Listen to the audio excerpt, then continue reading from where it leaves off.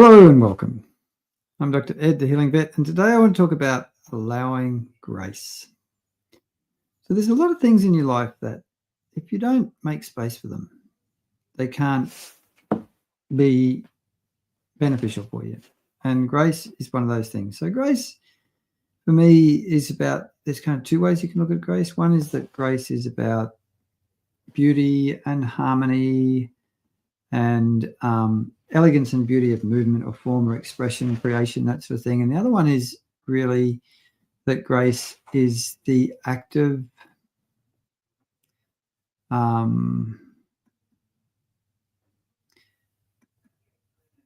expression of the divine in life and inviting whatever you relate to the divine as to come into your life and to provide you with the capacity to see things in different ways, to open up to greater ease, to recognize and take advantage of opportunities and things like that.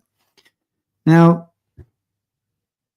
the first step for allowing grace is just simply to say to yourself, I'm willing to allow grace in my life today.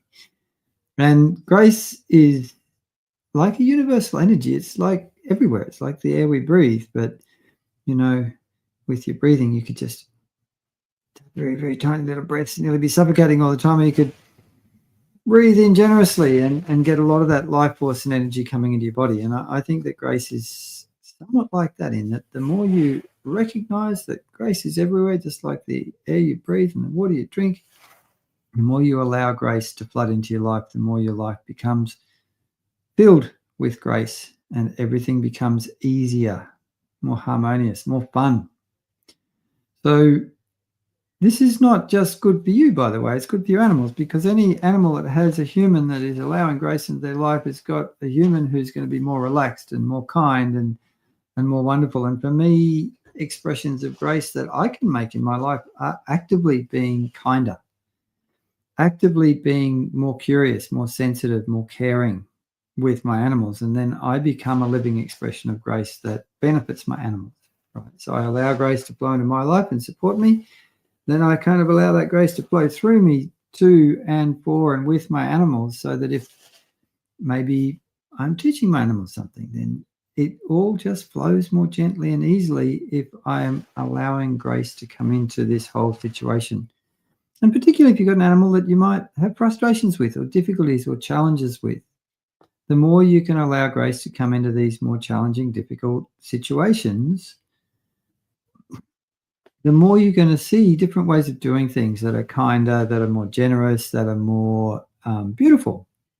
Because really, I think for me, grace is about recognizing that we're surrounded by beauty and we have the capacity to express beauty all the time. It can be very easy to forget that in today's world, because we have so many pressures and so much stresses and everything's going crazy out there. But in this moment, I just invite you to allow grace to flood into your life, and then to overflow the grace that floods into your life to your animals.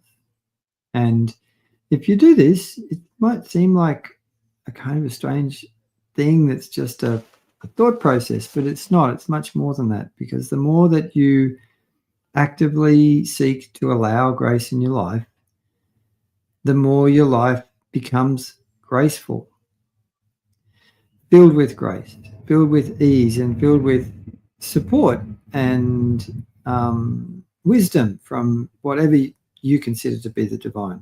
I mean, everyone has different ideas about this, but the more that I allow grace in my life, and this is something I've been thinking about this last week or two after having a few weeks where things were really, really challenging and difficult for me. But as soon as I started allowing more grace into my life got easier, more joyful, more relaxed and better. Right now, I'm going to have to leave you because the new washing machine has arrived. Thanks so much. Love to hear from you in the comments. If you enjoyed this, I'll hear back from you soon. I'll be back sometime soon with another video. Have a beautiful day. Give your pets a pat from me.